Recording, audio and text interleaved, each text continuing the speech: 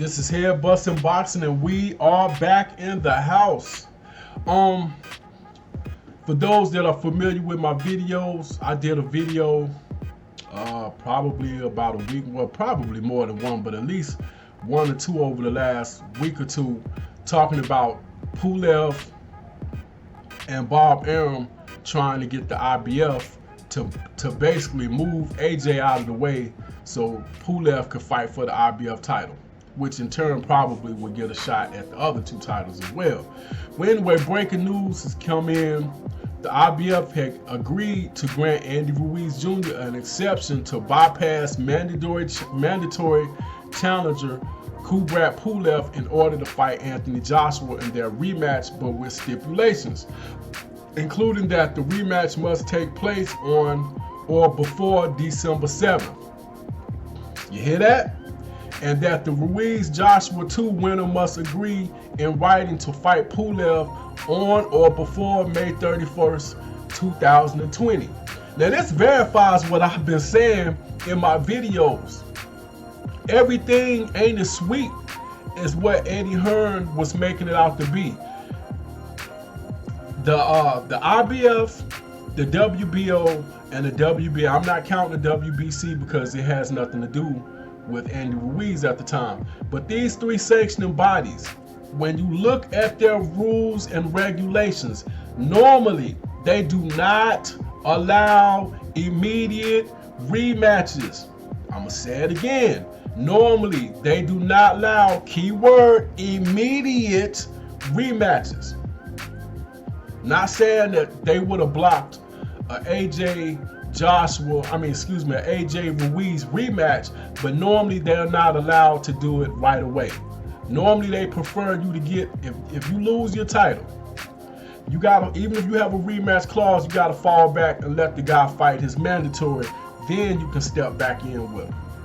That's normally how they like for it to play out. They can give an exception, as we just see, as I just said right there, the IBF granted him an exception. And see, the reason why the IBF was the one that I kept hollering about is because the IBF was the one whose #1 contender was available. The WBO, that wasn't quite the case. Usyk already said he wanted to get a fight in a heavyweight before he fought for the title. So that gave Ruiz or AJ, whoever that would win, time. Matter of fact, he's fighting Takam, I believe, October the 2nd. So between the IBF and the I'm not worried about the WBA. Between the IBF and the WBO, those will be the two I believe that will come calling for you to fight the mandatory. So when Bob Arum was saying they got a rule, A15, I believe, was the rule. He wasn't playing. They really instrict that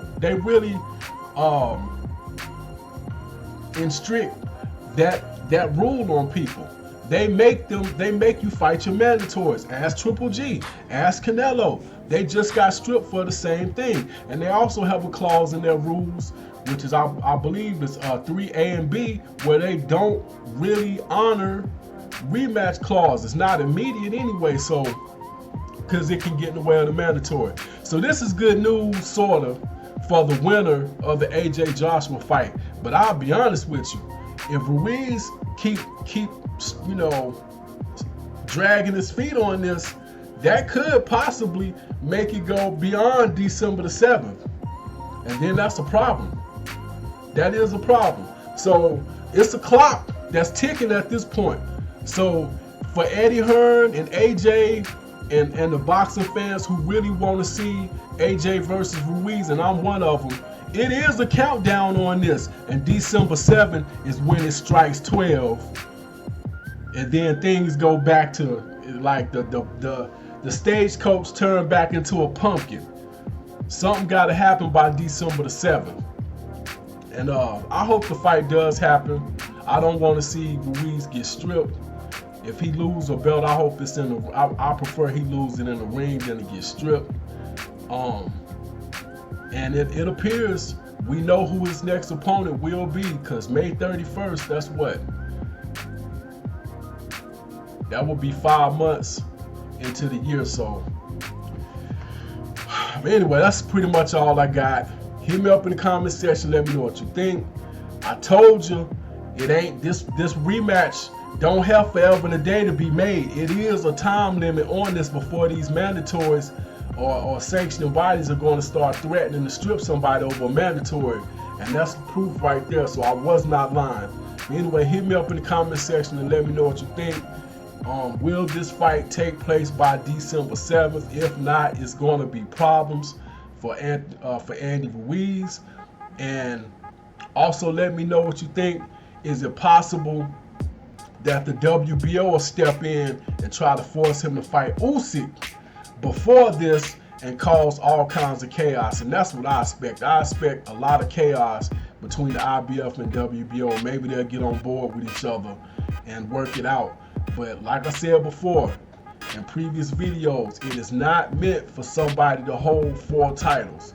It's rare that you would get all 4 sanctioning bodies on the same page for a long period of time. And when I say long period of time, I mean for a long title reign. That's rare. It's hard to do. But anyway, this here Bussin' Boxing Fight Doctor. Hit that like button, hit that share button, hit that subscribe button. This is here Bussin' Boxing's own Fight Doctor. I am out.